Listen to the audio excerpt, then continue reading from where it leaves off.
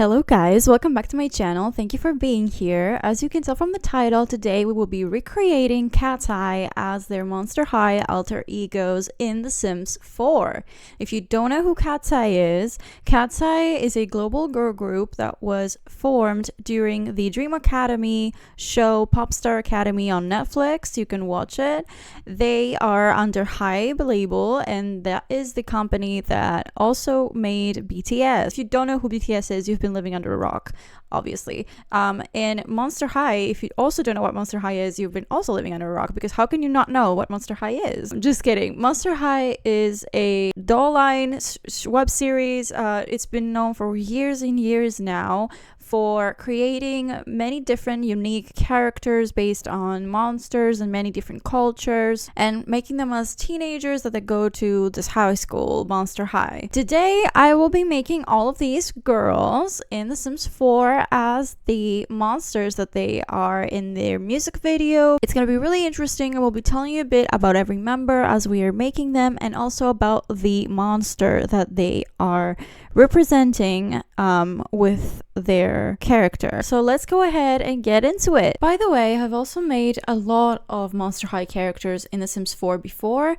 and you can find them on my gallery, but also I am planning to make a series potentially in the future where I am also playing the main characters of Monster High, and I think it would be cool if we did another thing with that series and we added these girls here as maybe, I don't know, the villains or maybe something like that, because most of their creatures are kind of evil.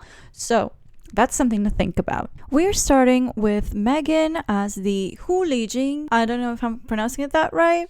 I tried. Literally, that translates to fox spirit in Chinese. Her creature is inspired by the nine-tailed fox that you can see across many East Asian cultures and folklore, but it is assumed that the Hu Lijing was the first version of this creature. First, I'm going to tell you a bit about Megan. I'm also doing her first because I'm doing them in the order that they show up in the video. Megan is 19. She's from Hawaii. She is also Chinese. Her mother is Singaporean Chinese and her father is Swedish American. She has a lot of nationalities mixed in there, and I think that you can tell from her face that she has a lot of different things going on. Megan is also personally my bias, which means my favorite. It's also very close with Mano. Really hard for me to choose, but let's say that it's Megan. She also used to be a model, a runway model. Wanted it to look like her, and I was really unsure if I was doing a good job.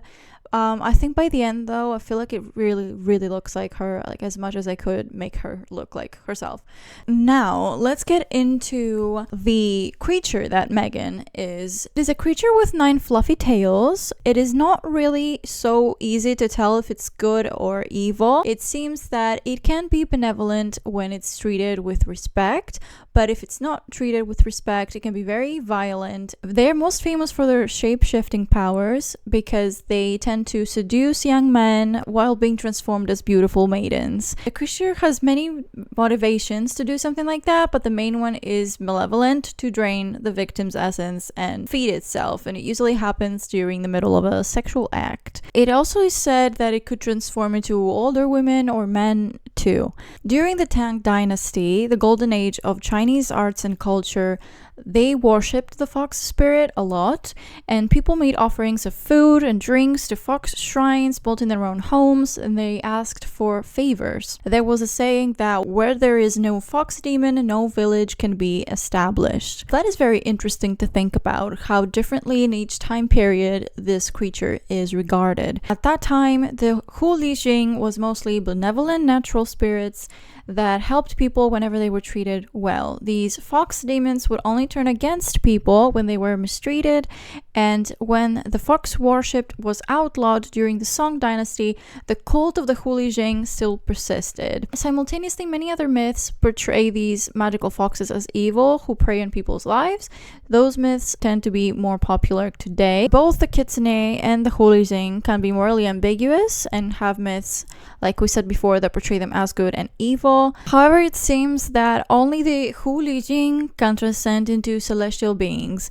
Instead, the Kitsune can grow grow in power, but always remain mere spirits in service to the specific goddess. And when it comes to Gomiho, it seems that the Korean version of these foxes have longer tails, but other than that, they seem to be very similar in appearance. And also in the Gumiho myth, it's much rarer and almost non-existent that the spirit can transform into a man as well. It's also clear that the Gumiho doesn't transcend into the heavens. It will become human after 1,000 years or a specific amount of flesh that it has consumed. And it remains like the goal of the Korean version of the tale that it becomes human again. And that does not have to do with the Hulijing at all. So that is very, very different. So yeah, that is it. I tried very hard to find her a nice tail with not nice tail, 9 tails. I wanted to make it look good. However, I struggled sometimes with I couldn't give her bracelets, even though she has some bracelets on the doll and on herself. I couldn't give them to her. It messed with her nails. And I wanted to keep the nails because they were the only nails I could find that had a fur ball on them. She has a fur ball in the music video on every single one of her nails, and that's the only thing I could find to add on to that. I also really struggled with giving her a fur coat, shawl, whatever you call that, because it messed with her tail, and I really wanted to keep the tail. I wanted to make them even more accurate and magical and monstery than the music video. So I really wanted to give her that, especially to make her different in comparison to the other girls that also have animal ears so that they don't look too similar with each other. Yeah, I ended up giving her a big fur coat that I added on with that top there to make it look white, because if I didn't do that, it kind of looked like the tail. So it messes with it, but I could cover it up. I also gave her those teeth before I forgot from Enchanted by Nature. I also gave her a last minute eye detail that makes her look more like herself, and I also made her bisexual because Megan has recently come out as bisexual. And yeah, that is Megan. I hope you like her. I'm happy and proud of how she ended up looking. You'll tell me your opinion in the comments if you like her more with a fur coat or without it. I kind of felt like it was kind of missing and looking unbalanced without it, but I can understand if you don't like it. I also gave her the traits cheerful, disruptive, and love bug, and villainous Valentine because of the lore. Alright, so next up we have Lara Raj. Lara is also 19, turning 20 in 2025, whereas Megan is an all-rounder, which means that she isn't specifically good at anything. She's just really good vocally and dance-wise. Lara's strong suit is being a vocalist. She is the best vocalist of the group. She is Indian American. Specifically, she's from Los Angeles, California, and she can speak English and Tamil. Her mother is Indian and her father is Sri Lankan. Her parents are both ethnically Tamil. Lara also is bisexual. We have the bisexuals first here. She has a very bold style, and I really like it. She also likes to make music. She does produce some tracks, and she does DJ sometimes in her spare time, as far as I know. I really liked making Lara. For some reason, I feel like not that she was easy to make, but I feel like the vision appeared much earlier. There's a moment specifically when I give her the hair that it just pops, and it's like, yes, that's Lara. So Lara is the Raksasa, and I'm not sure if I'm pronouncing that correct either, but that's, it's gonna be it for all of them. So in the shadowy corners of Hindu and Buddhist mythology lurk the Raksasas, a race of powerful and malevolent beings known for their cunning, shape-shifting abilities. Again, a shape-shifting creature like before. Those creatures are evil, they're demons. Lara herself described her creature as a devil, and they have an insatiable hunger for chaos. Often they're depicted as fierce and devious demons, and they play complex roles in ancient epics where they are cast as both formidable foes and nuanced characters capable of both good and evil. They're known for their grotesque appearance and magical powers. The Raksasas embody humanity's deepest fears of deception, darkness, and corruption. So they are an ancient race, and they appear in Hindu, Buddhist, and Jain traditions. They're believed to be created by Brahma, the Hindu god of creation. and they were originally tasked with protecting the earth, but they became corrupt and evil and associated with demonic tendencies. Some of them remain neutral or even good, but many are characterized as malevolent spirits who revel in causing harm to both gods and humans. The most popular one is Ravana, the 10-headed demon king who plays the primary antagonist in one of the ancient epics. However, even though he's an evil figure, he's also portrayed as a complex character, which I think is really interesting. They often have sharp fangs, claw-like nails, and glowing red eyes, with large bodies, muscular, and with multiple heads or arms, adding to their monstrous appearance. And they often have animalistic features such as tiger-like heads, claws, to showcase their predatory nature. They can transform into any creature or person using their powers to deceive humans and gods. They can even take forms of trusted individuals like a family member or a holy figure to manipulate victims. All these make them dangerous adversaries which are difficult to defeat. So they're known for their sorcery and their illusions, create false realities, confuse their enemies with illusion, and summon dark magic to aid them in battle. Many of them have the ability to fly, making them even more formidable.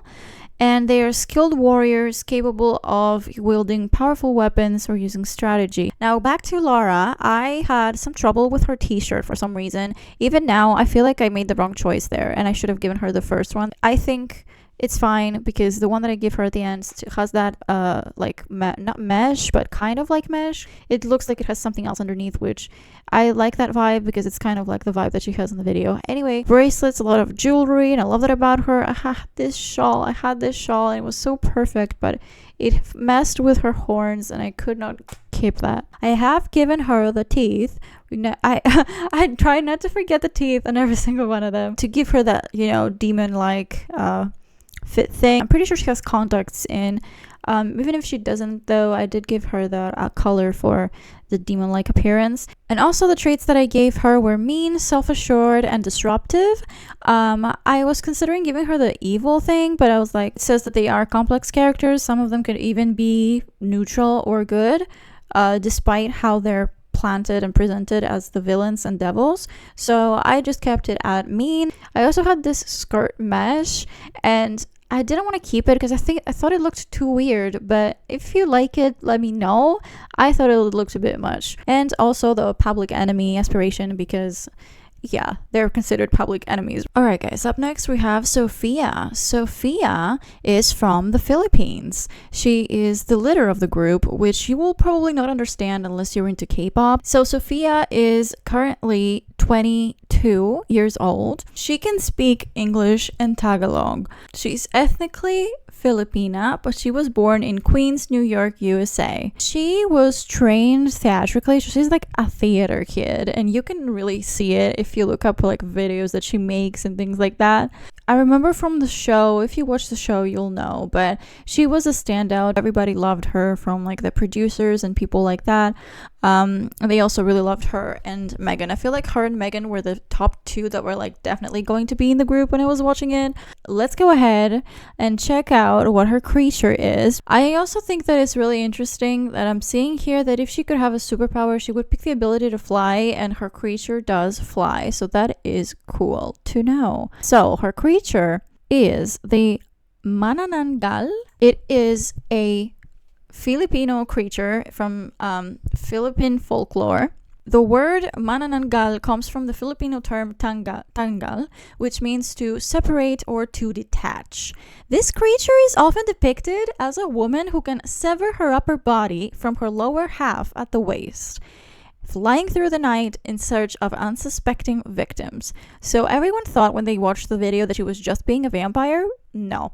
Traditionally, she's said to have long, thin tongue, which she uses to suck the blood of her prey, usually pregnant women, as it is believed that she craves their blood for sustenance. The manananggal is typically portrayed as an attractive woman during the day, blending in with ordinary society. However, the night falls and she reveals her true form, flying into the night with bat-like wings sprouting from her back. There are many stories about how one becomes a manananggal, with some accounts suggesting that a cursed woman can transform into one after committing grave sins, while others hint at the possibility of being born into the role. In different regions of the Philippines, variations of the manananggal exist, with each culture adding unique twists to the tale.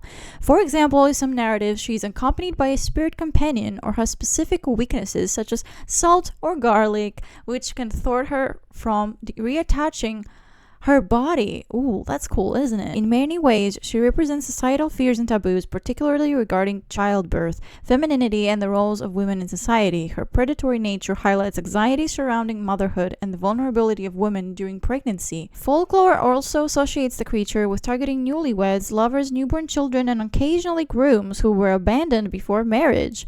During its nocturnal hunt, the creature's severed lower torso remains stationary and is its point of vulnerability.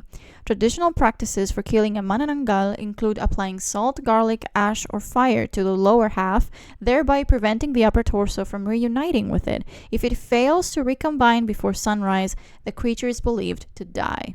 So that's that about the manananggal. I had such trouble with Sophia, and I don't know why. I feel like it's the pre-made sim that I was working with that was just not working for her as Sophia. At some point, I thought she looked like Megan. I was really pissed off, and I kept going back to fix it. I feel like all the makeup and things like that made her look more like Sophia, but I'm not sure if I made that good of a job with her. You tell me your opinion in the comments. I also gave her that dress because the dress that she has a cut in the middle, and I couldn't find anything that looked like that. I did give her the evil trait because, I mean, let's be real, that sounded pretty evil. The macabre trait, and also the hates children trait because she eats them, so.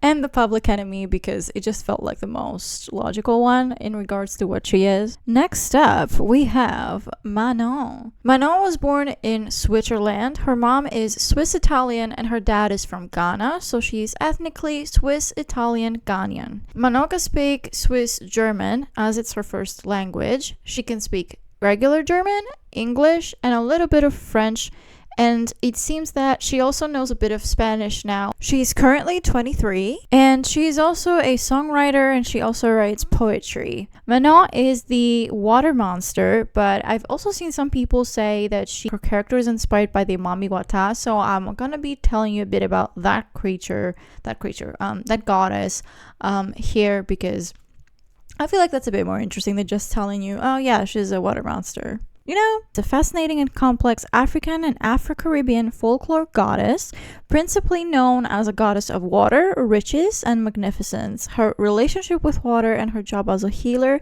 and defender add to the prosperity of her devotees. The name Mami Wata is a blend of the word Mami, mother, and the term Wata, water. It features her maternal characteristics and her profound association with the nurturing and filtering properties of water. While commonly depicted and recognized as a female entity, Mami Wata spirits can be sometimes male, reflecting the fluidity and diversity of these water deities. Though perceived as a singular figure, Mami Wata represents a broader spectrum of African water deity traditions across various cultures. Typically, she is depicted with a female upper body and a lower half of a fish or a serpent.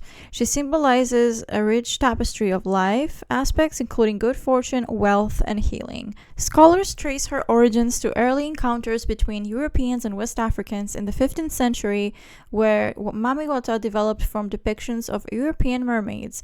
Mami Wata subsequently joined native pantheons of deities and spirits in parts of Africa. In the mid-19th century, Mami Wata's iconography becomes particularly influenced by an image of snake charmer Nala Damajanti spreading from Europe. This snake charmer print soon overtook her earlier mermaid iconography in popularity in some parts of Africa. Mamiwata's gifts, wealth, and power comes at a cost. The man must never have any sexual contact with another woman, thus being unable to have children of any kind. In addition, if they become unfaithful and have such interactions, it is said that Mamiwata will strip the man of his wealth as well as make them fall ill or become insane. She grants wealth in exchange for sexual celibacy. Whoa.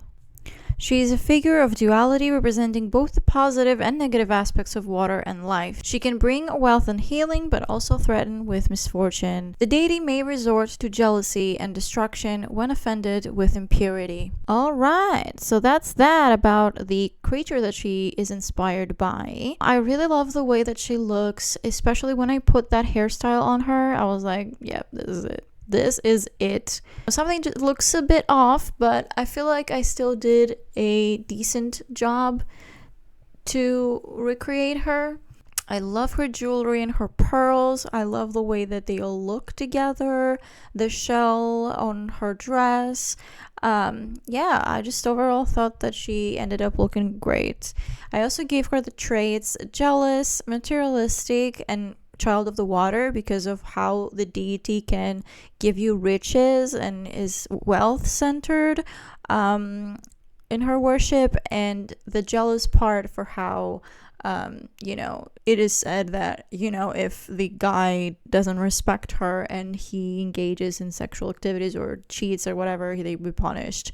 So I feel like that kind of reflects that. And I also gave her the nature living because I wasn't really sure what else to give her. So I was like, surely like a water creature will want to be in nature and not in a house. So that's the thought process behind that. The next member is Yunche or Yunche. Yunche is Korean. She's the Korean member. She is a minor. She's 17 currently, and I think she was 15 when the show started, or even 14. I'm not sure. She can speak Korean and English. However, I think she's most confident in Korean. She did not speak English that well, but I think now she does. I think she's been getting better and better since they were formed as a group. Yeah, honestly, I don't have much to say about Yunje. She is the Jangsambyum. It's a creature from South Korea. It is considered an urban legend or folkloric being, but has allegedly been sighted several times, mainly in Busan and the Sobek Mountains. It was originally reported and described on the internet forums. Now, when I saw that, I was like, hold on, what the fuck? What the fuck? The Jangsambyum described as a quadrupedal animal, slightly larger than a man and covered in white hair, which is long enough to cover its face. It has been compared to a dog and a sloth. It has long forelimbs and shorter hind limbs, although it is capable of moving quickly over many different types of ground, including steep mountain terrain. Its roar is said to sound like the scratching of a chalkboard, human screaming, a speeding train, or scraping iron. It can also imitate human speech and the calls of wild animals, and it is said to eat the people it encounters. It is said to live in the mountains and was first seen on the Jangsam mountain in Busan. It is seen at night or in the morning, and its presence causes other animals to become alert. The Jangsambyum was first reported in September of 2010. It has allegedly been sighted multiple times in Busan. Sightings in the Hyundai district of Busan were reported in June 2012. Other sightings have occurred in, around, or near Gyeongju, Gyeongsan, Changnyeong, and Incheon. Incheon. What the fuck? How did it go there? Anyway, one Korean investigator has suggested it was a real animal which was hunted to the brink of extinction during the Japanese occupation and connects it with a white evil spirit defeating a lion depicted in a traditional Bukchon play. I'm also seeing on the internet that it is known as a Jangsan tiger, a legendary creature from Korean folklore, particularly known for its ability to mimic human voices. And there was a film, actually I'm so interested to see this film now, in 2017 called The Mimic, and I'm not really sure if it's a horror film. I think so, because it looks a bit dramatic and thrillery, but I think it's about this creature. So I'm so interested to see it now, to watch it. Okay. Yeah, it's said to lure victims by mimicking sounds like human voices, then attacking and devouring them. Fucking crazy, scary. I think I did very well with Yoonjae. I was so surprised by how much I liked her face. I think this is like one of the best recreations here, because I don't know, I feel like it looks like her a lot. And I wish her chest area had those tiger stripes, but I was like, you know what, I'll take it. It has them on her face and her arms. I made her a teenager, not a young adult, because she is a minor. And I gave her the disruptive and loner traits. I feel like I also gave her the extreme sports enthusiast, because it's like about hiking a mountain. The last one is Daniela. Daniela is the dancer. She is the best dancer of the group. Her strength is dancing. She's an amazing dancer. Daniela is ethnically Venezuelan, Cuban, Italian. She can speak English and Spanish. She was also born in Georgia, and she lived in Los Angeles. She was like 3 or 4 years old. She was trained to dance in many different ways. And she's also 21 years old. So we have the youngest member being 17. Then we have Megan being 19. Then we have Lara being turning 20 this year. And then we have Daniela being 21. Then we have Sophia being 22. And then we have Mano being 23. So her character wasn't something related to her culture, which I thought was strange how all of them literally have it and she doesn't. But she is the werewolf, just a regular old werewolf.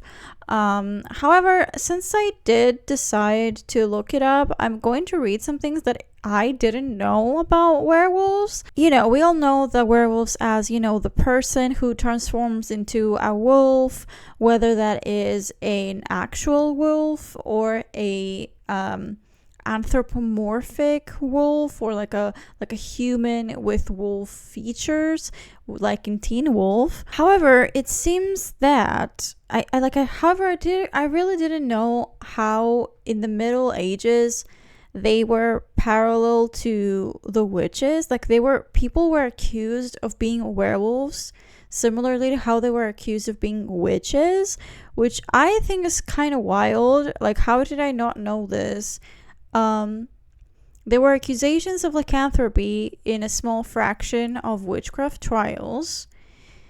They were mixed with accusations of wolf riding or wolf charming. That's crazy.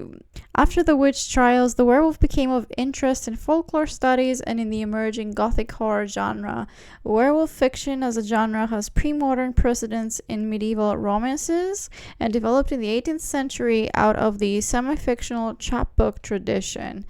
Now, I was having trouble with Daniela's hair because I wanted it to be something big and curly and poofy, but I really didn't have anything like that. Like, the closest thing I had was this hair with bangs, and I didn't want to give that because it had bangs, and she does not have bangs. She never had bangs. So I just gave her that curly hair, and I think honestly she kind of looks a bit boring because she's not a more like monster-y and things like that. But I do think that I kind of recreated her outfit pretty well. I was thinking of giving her a tail, but I was like, you know what, that's fine. She won't have a tail. She doesn't have a tail in the music video either way. And I already gave 9 tails to Megan and a tail to Yoonjae, so it's fine if she doesn't have a tail. I think she's fine. I don't think that she like resembles her incredibly, but I think she's fine. I don't think she's bad. Her traits are active, adventurous, and hot-headed, because I thought that was what matched the werewolf, and her aspiration is the werewolf initiate. That's Daniela, and I'm gonna leave you off with a little bit of a video with their song and all of the Sims, because I really wanted to show you how they all look next to each other. You can find them on the gallery as KATSEYE Monsters from my username GamerMade23. Thanks for watching, guys. Enjoy. Walking down a darkened hallway. Everybody turns to look at you. It's not because you're different. It's just because you're so scary cool. A sinister